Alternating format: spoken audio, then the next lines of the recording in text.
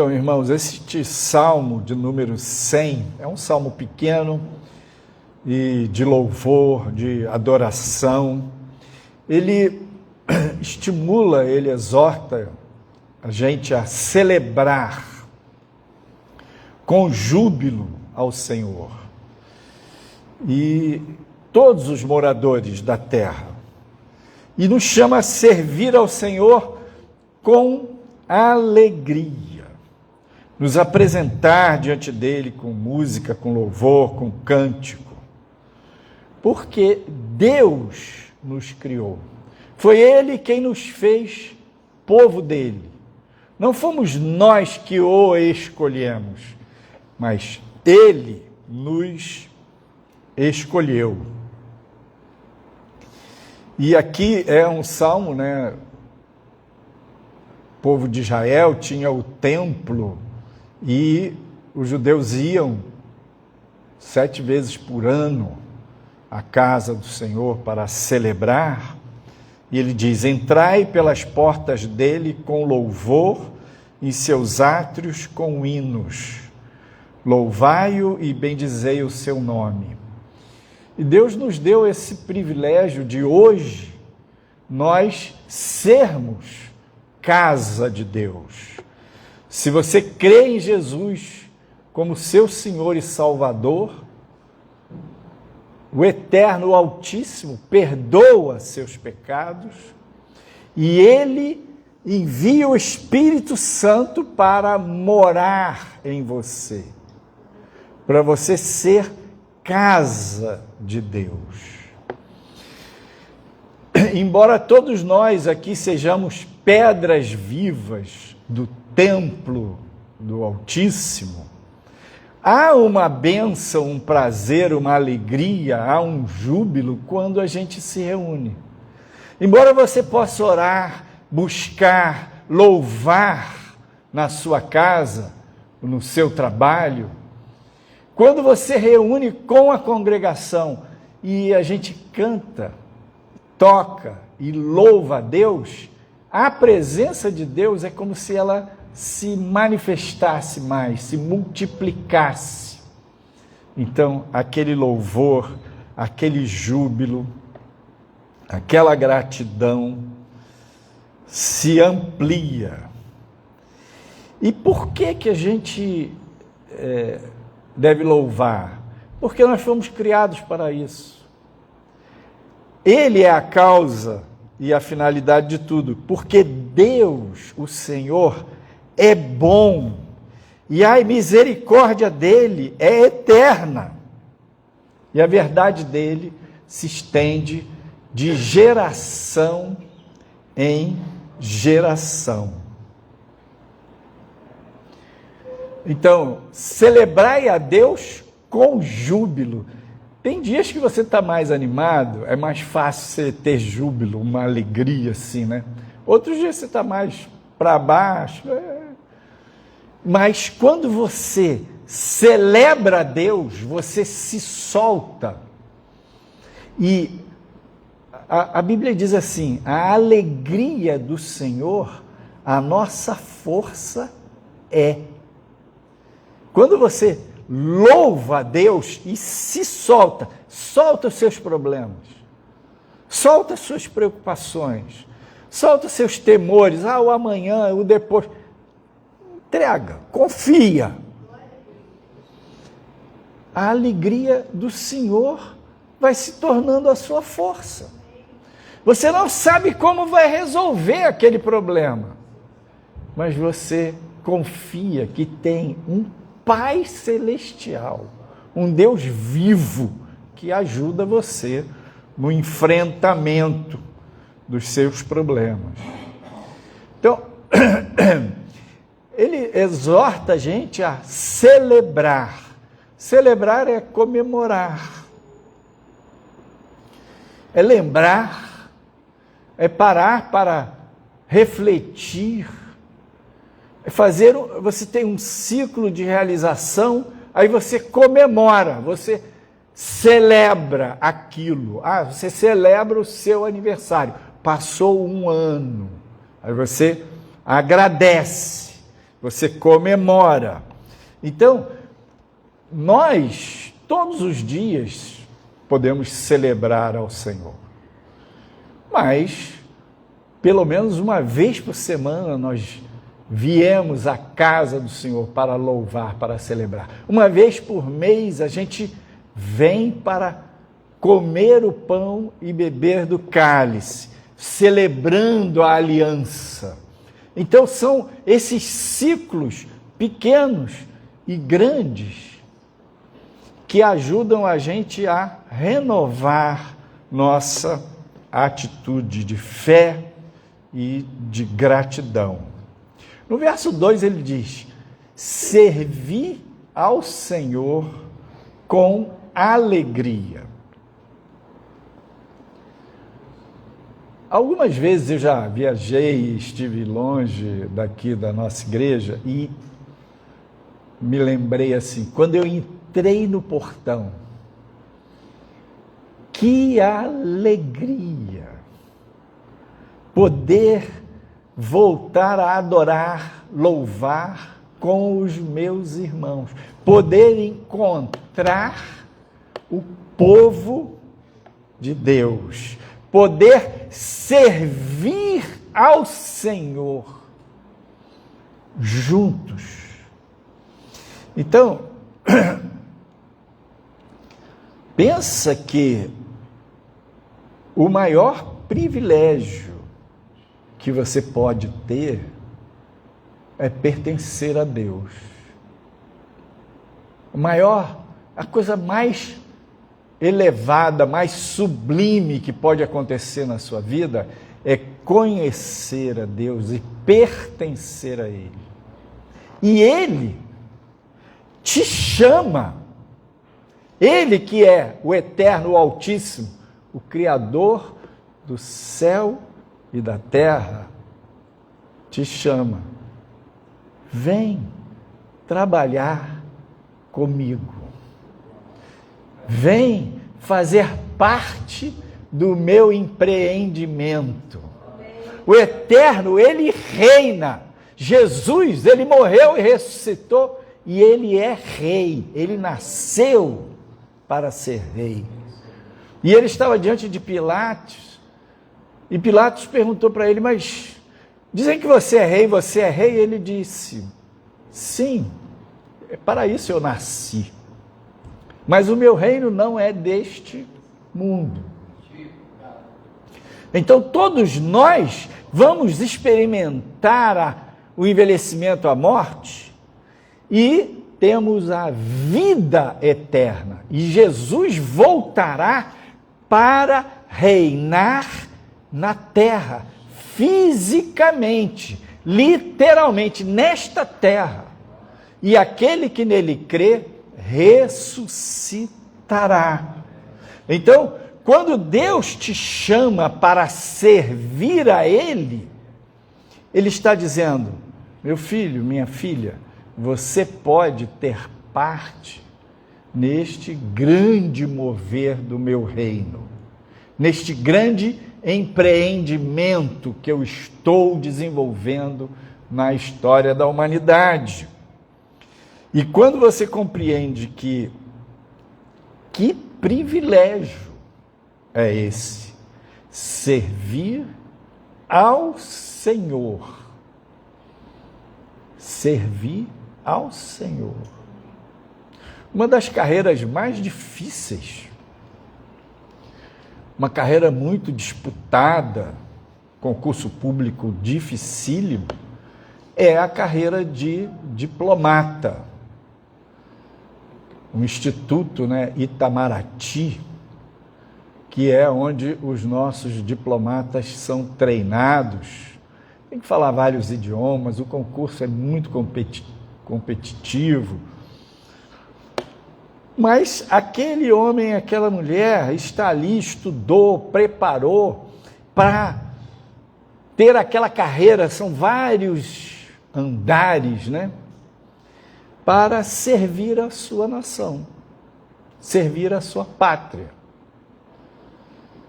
E o estágio mais alto da carreira na diplomacia é ser um embaixador.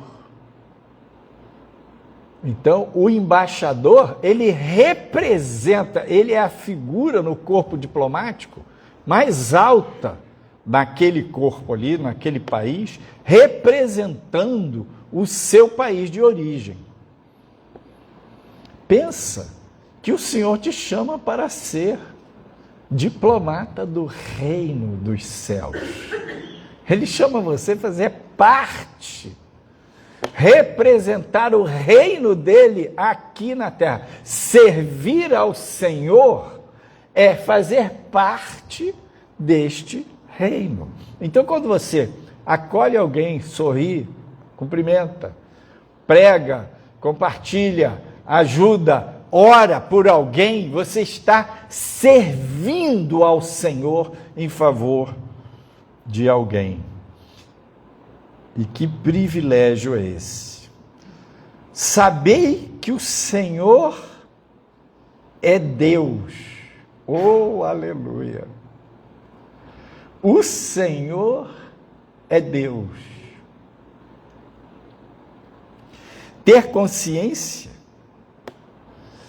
de que só o Senhor é Deus. O povo de Israel estava numa fase de idolatria, de afastamento, de sincretismo religioso, misturando a cultura de Baal com a cultura da aliança bíblica. E Elias foi lá e confrontou o povo no monte e pediu a Deus para mandar fogo sobre o sacrifício. E o povo reconheceu que só o Senhor é Deus.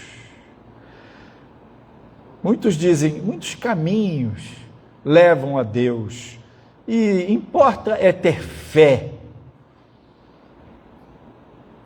Não, o que importa é conhecer o Deus vivo, que é o Deus verdadeiro que criou o céu e a terra. Saber que Ele é o Altíssimo, que só o Senhor é Deus. E foi Ele quem nos fez seu povo e nos escolheu como ovelhas do seu pasto. Jesus disse assim, João 15,16, não me escolhestes vós a mim, mas eu vos escolhi a vós e vos nomeei, para que vades e deis fruto, e o vosso fruto permaneça, a fim de que tudo quanto em meu nome pedirdes ao Pai, Ele vô-lo conceda. E em Efésios 1,4, Paulo diz, como também nos elegeu nele antes da fundação do mundo, para que fôssemos santos e irrepreensíveis diante dele em amor. Deus nos escolheu, Deus nos chamou. E em Cristo temos este privilégio. E escolhemos, é maravilhoso a gente saber que Ele nos elegeu, mas nós dissemos sim. Ele nos escolheu, mas nós dizemos amém, Pai. Eu quero te pertencer e participar de ti. Aqui eu queria fazer um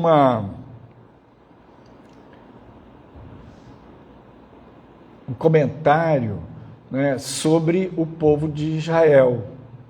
Deus chamou Abraão e o abençoou e o levou para uma terra diferente e disse, abençoarei os que te abençoarem e amaldiçoarei os que te amaldiçoarem. E Deus, Ele estabeleceu esse compromisso. Por quê? É uma discriminação?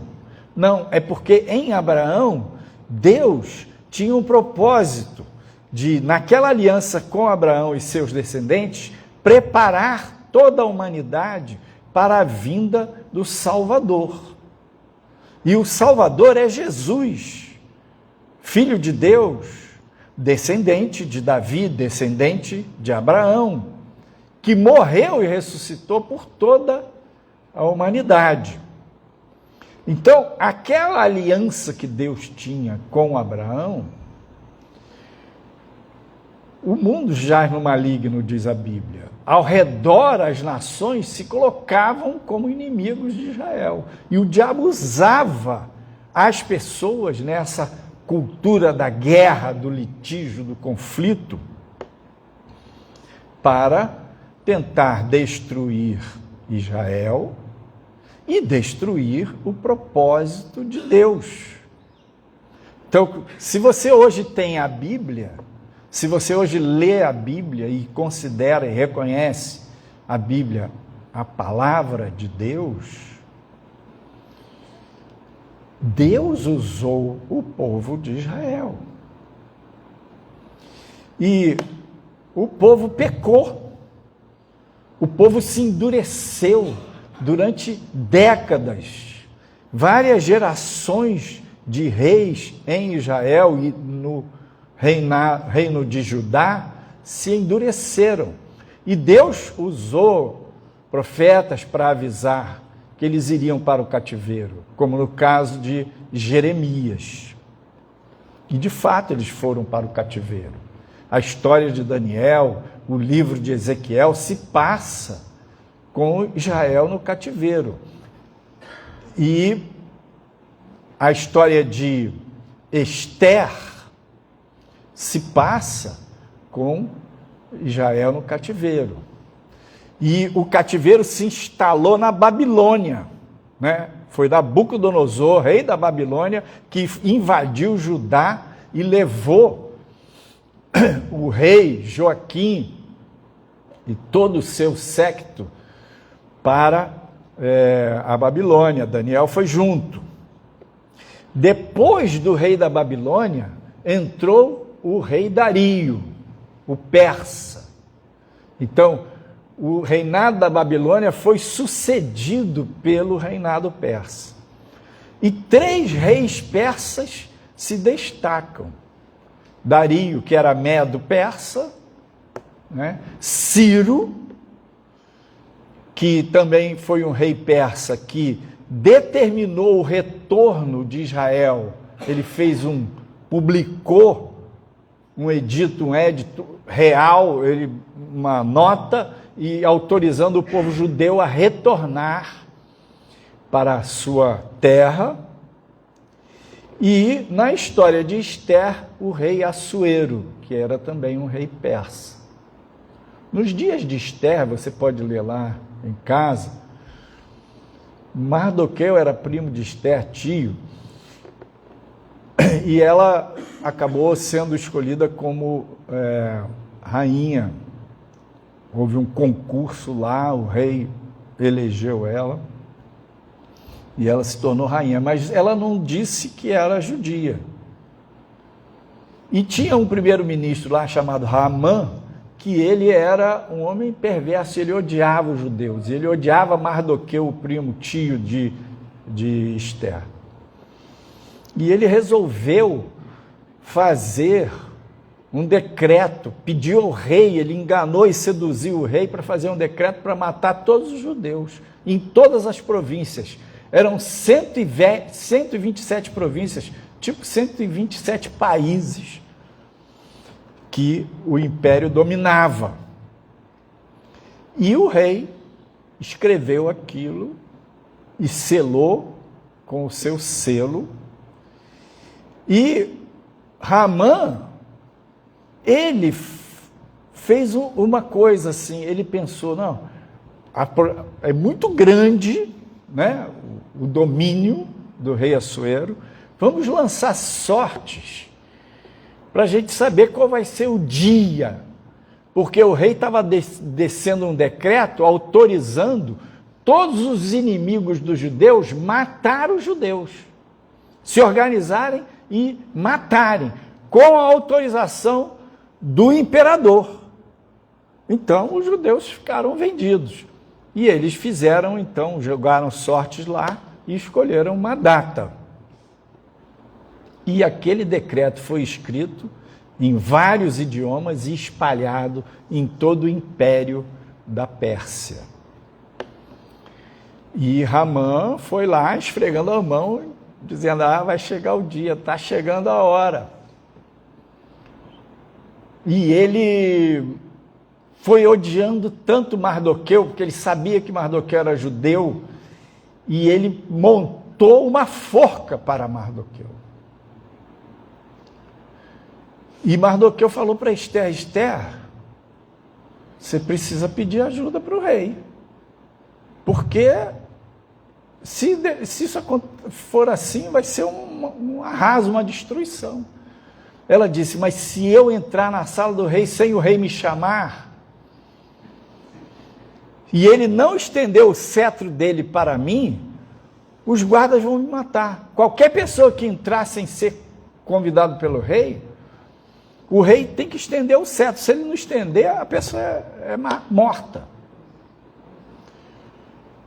Aí Mardoqueu falou para ela, mas quem sabe não foi para este momento, para servir assim, que você está nesse lugar de rainha? Ela falou, então vocês jejuem, que eu vou jejuar com as minhas acompanhantes. E ela jejuou e entrou na sala do trono, sem ser chamada, e o rei olhou para ela e estendeu o cetro. E disse, mas rainha Ester, qual é o seu pedido? E do lado do rei estava Ramã, esse primeiro-ministro que tinha feito o decreto. E ela disse, ficou assim, não sabia muito o que dizer, como dizer, falou, não, eu vou fazer um banquete amanhã, e eu gostaria que o rei viesse no banquete, e eu também convido Ramã. Aí o rei falou, ok, tudo bem. E Ramã ficou todo animado, porque foi convidado também. E chegou em casa e falou isso e aquilo, e naquele dia ele falou, manda fazer uma forca, porque amanhã eu vou enforcar Mardoqueu, nessa forca.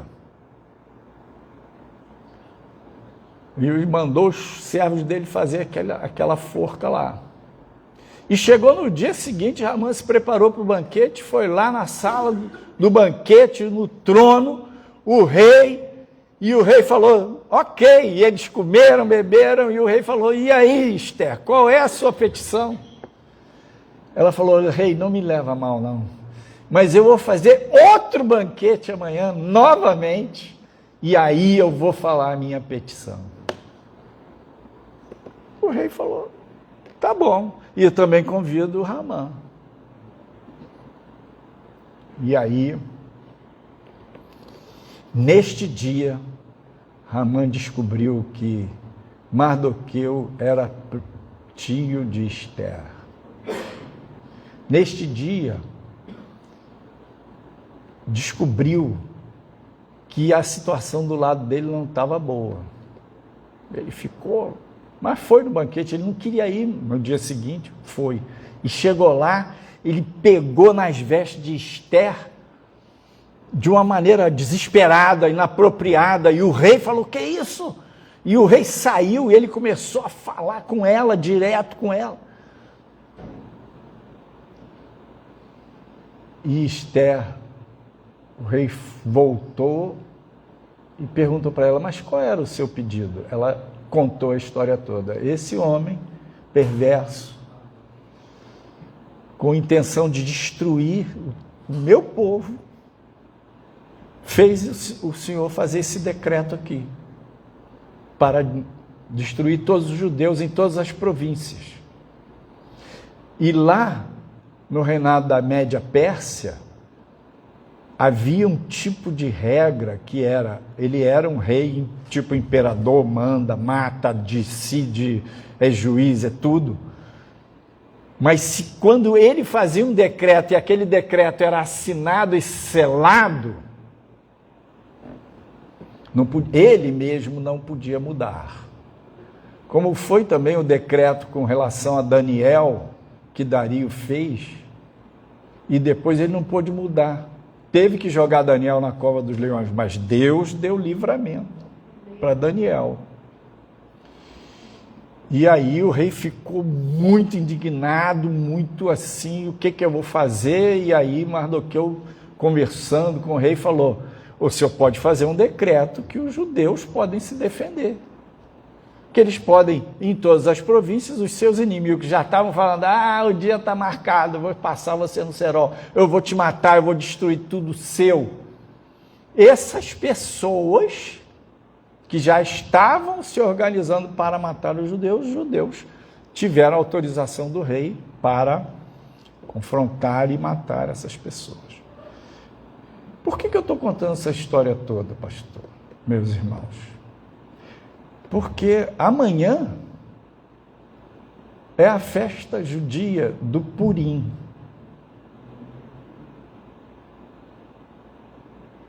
Neste dia, na Bíblia, você vai ver lá no livro de Esther, capítulo 5, se não me engano, 4,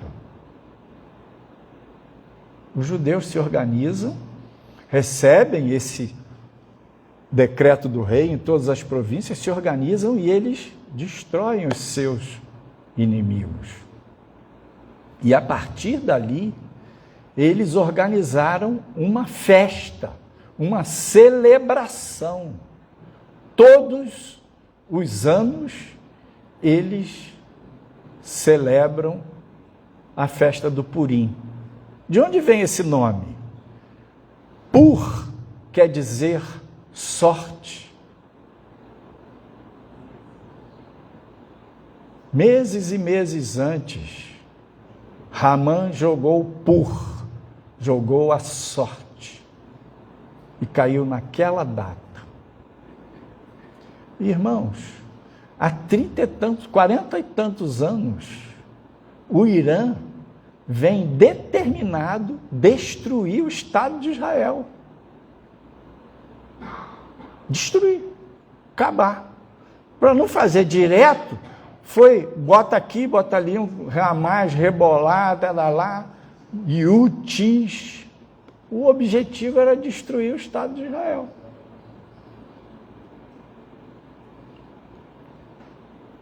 Ontem, o Ayatollah Ali Khamenei foi morto. Irmãos, você pode ter lá suas barreiras contra o povo judeu, mas o povo judeu tem uma aliança, está debaixo de uma aliança de Deus. E é aquela promessa que Deus falou: abençoarei os que te abençoarem e amaldiçoarei os que te amaldiçoarem. Aquilo está valendo. Então tem 25 séculos que o povo de Israel celebra o Purim.